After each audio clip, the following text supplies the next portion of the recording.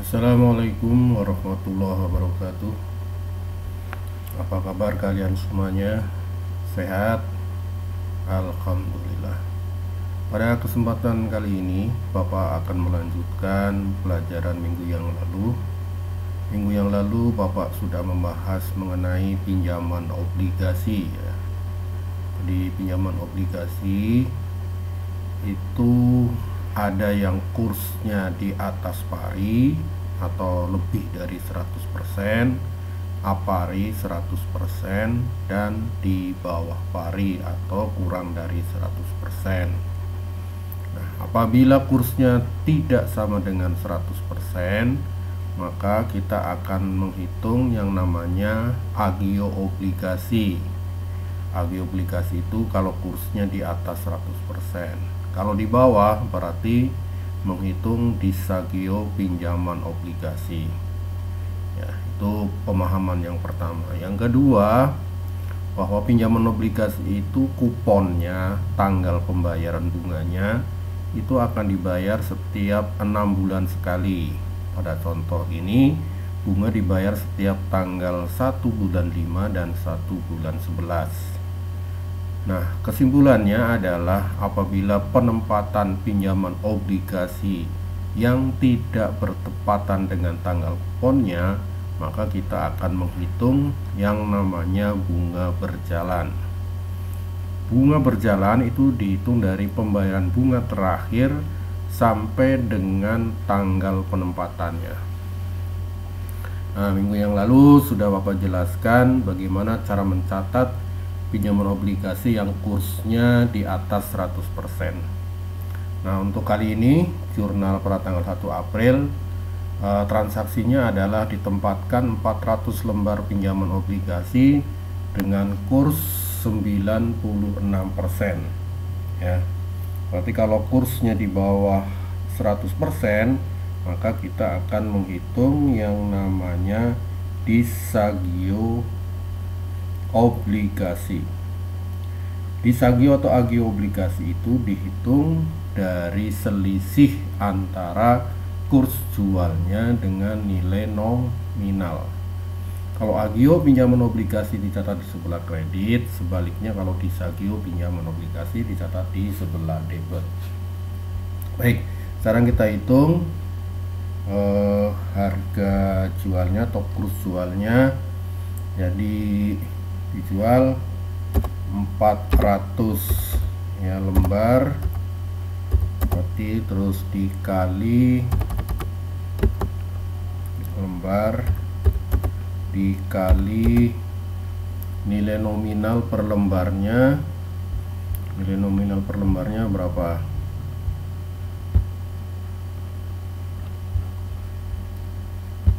Nah, dilihat di atas ya di soal, kalau nggak salah 200 juta ya. Ya betul, 200 juta nilai nominalnya, 200 juta rupiah, 200.000 maaf ya, 200.000, terus dikali kursnya adalah 96% ya. Di 400 kali 200 itu sudah ada 80 juta. 80 juta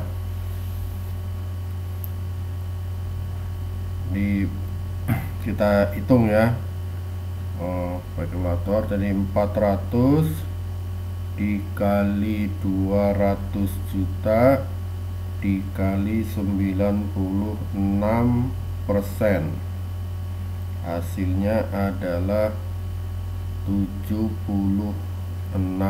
juta 800.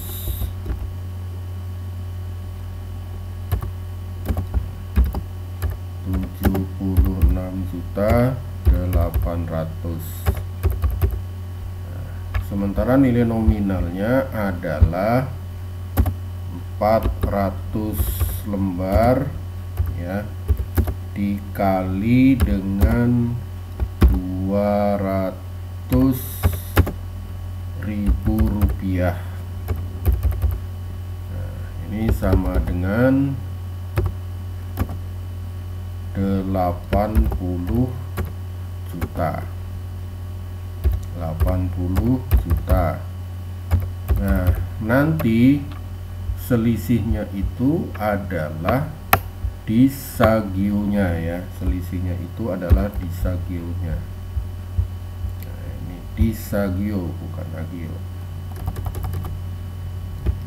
Disagio pinjaman obligasi. Berapa besarnya? Yaitu sebesar 3.200.000 rupiah. Nah, setelah itu kita akan menghitung yang namanya bunga berjalan. Bunga berjalan itu dihitung dari tanggal pembayaran bunga terakhir ya, pembayaran bunga terakhir sampai dengan tanggal penempatannya. Tanggal penempatannya itu adalah tanggal 1 April 1 bulan 4. Jadi pembayaran bunga terakhirnya itu tanggal berapa?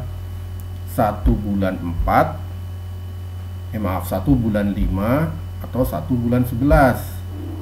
Ayo ya. Jadi jangan 1 bulan 5 ya, salah. Kalau 1 bulan 5 nanti sampai dengan 1 bulan 4, ngitungnya mundur dari 5 masa ke 4 ya, pasti salah. Jadi dihitungnya dari tanggal 1 bulan 11 ya, 1 bulan 11 sampai dengan tanggal 1 bulan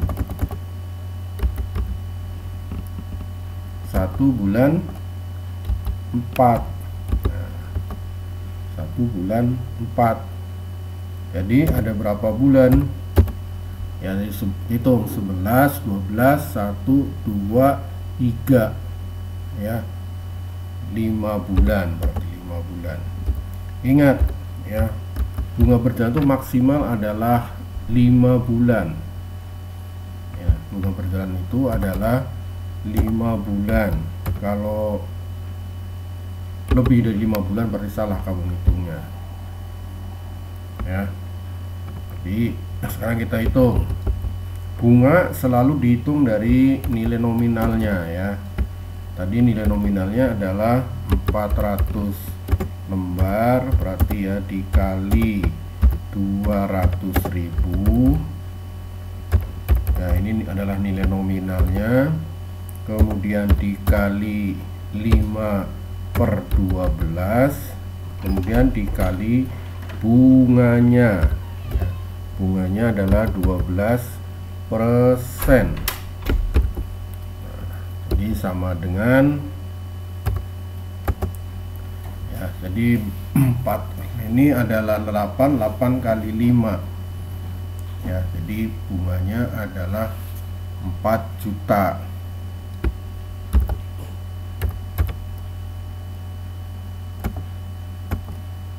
Bunganya 4 juta rupiah. Nah, terus tinggal kita hitung berapa kasnya ya. Kas kemarin rumusnya adalah kurs jualnya ya, kurs jualnya berapa tadi? Yang 76 juta 800.000, terus ditambah dengan bunga berjalannya yaitu 4 juta ya. Jadi sama dengan berapa? Jadi sama dengan 80 juta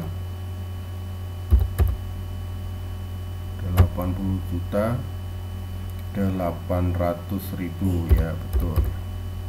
80.800.000. Nah, sekarang kita tinggal buat jurnalnya.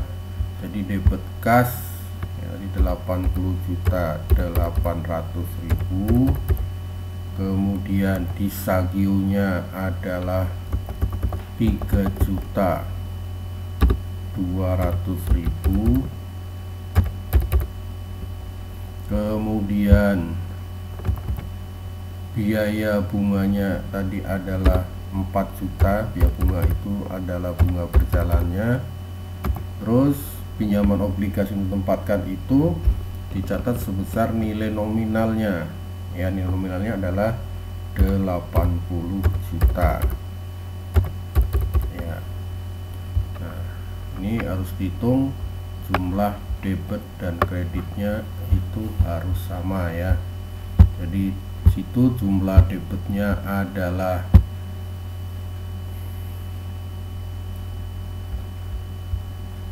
kurang 01.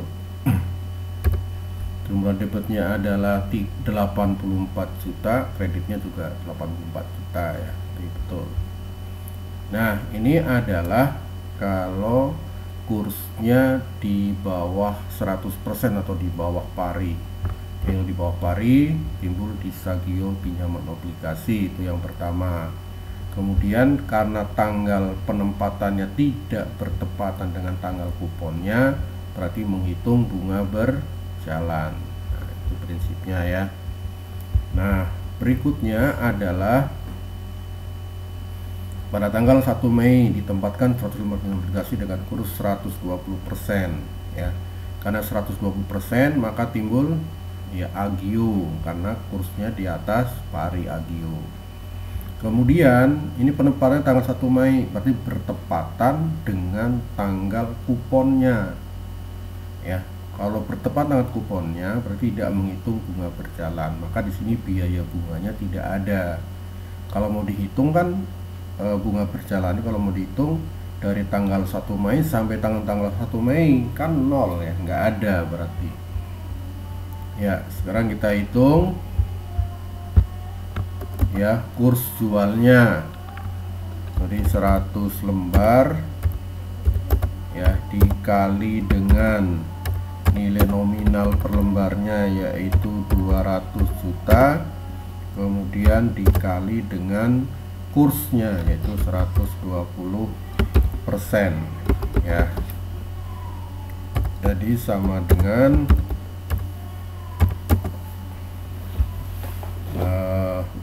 berapa tuh? 1 2 3 4 5 6 7. Jadi 20 juta. Ya, 20 juta. Kemudian kita hitung nilai nominalnya. Ini kan 100 lembar ya, kemudian dikali 200.000 itu adalah nilai nominal per lembarnya ya. Jadi sama dengan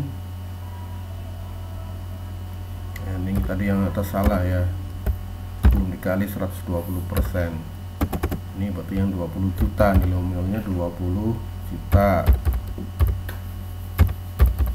Kalau kurs jualnya berarti kali 120%. Di 2 kali 12 24 tadi 24 juta. 24 juta berarti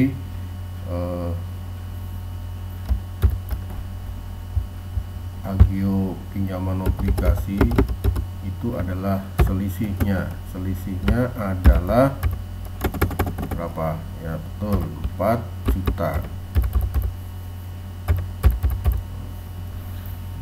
Ini tidak menghitung bunga berjalan. Apa tadi alasannya tidak menghitung bunga berjalan? Karena tanggal penempatannya bertepatan dengan tanggal kupon. Tanggal kupon itu adalah tanggal pembayaran bunga. Jadi kasnya 24 juta ya, terus agionya 4 juta. Kemudian nilai nominalnya 20 juta. Nah, ini transaksi yang tanggal 1 Mei ya, kursnya 100%.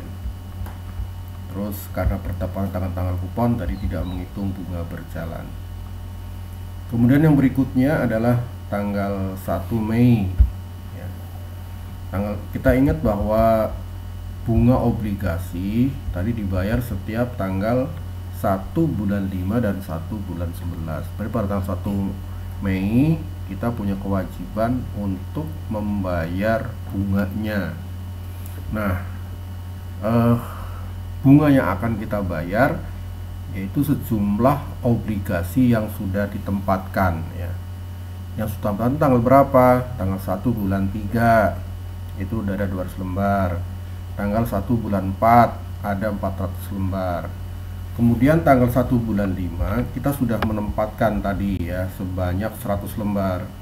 Tapi baru ditempatkan ya. Jadi kita belum punya kewajiban untuk membayar bunga. Ya, logikanya misal sekarang tanggal 1 bulan 5 minjem sekarang ya, kalau pada hari yang sama tentunya kita belum punya kewajiban untuk membayar bunga. Jadi yang ditempatkan tanggal 1/5 ini tidak dihitung di sini ya. Nanti membayarnya pada tanggal 1 bulan 11 tentunya. Nah, sekarang kita hitung bunganya ya. Bunga itu selalu dihitung dari nilai nominal, jadi 600 lembar dikali nilai nominal per lembarnya yaitu 200.000, kemudian dikali bunga dibayar setiap 6 bulan sekali, jadi 6/12, kemudian dikali bunganya 12% ya, jadi sama dengan berapa itu, ini 12 hilang ya, jadi 6 kali 212, 12 kali 6 ya 72, dari 7.200.000 di berapa nolnya, 1 2 3 4 5 72, nolnya 5 di 7.200.000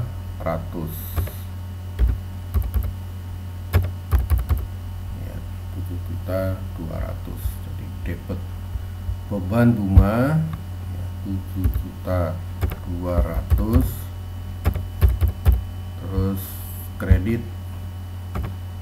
7.200.000 ya. Nah, mungkin untuk kesempatan kali ini sampai sini dulu ya, sedikit saja agar kalian lebih mudah memahami. Nah, ini nanti masih banyak ya. Yang berikutnya nanti transaksi tanggal 1 bulan 11 membayar bunga, tanggal 1 bulan 12 itu ada penempatan yang terakhir tadi tanggal 31 Desember. Nanti ada jurnal penyesuaiannya, ada dua. Yang pertama adalah amortisasi disagio agio ya, amortisasi itu sama dengan penyusutan ya. Kalau di aktiva tetap berwujud itu penyusutan, kalau tidak berwujud istilahnya adalah amortisasi. Dan nanti kita membuat jurnal penutup. Masih banyak jawabannya, mungkin supaya durasi waktunya tidak terlalu lama, Bapak cukup sekian. Mudah-mudahan kalian paham ya. Ya, tetap semangat. Bila taufik wal hidayah. Assalamualaikum warahmatullahi wabarakatuh.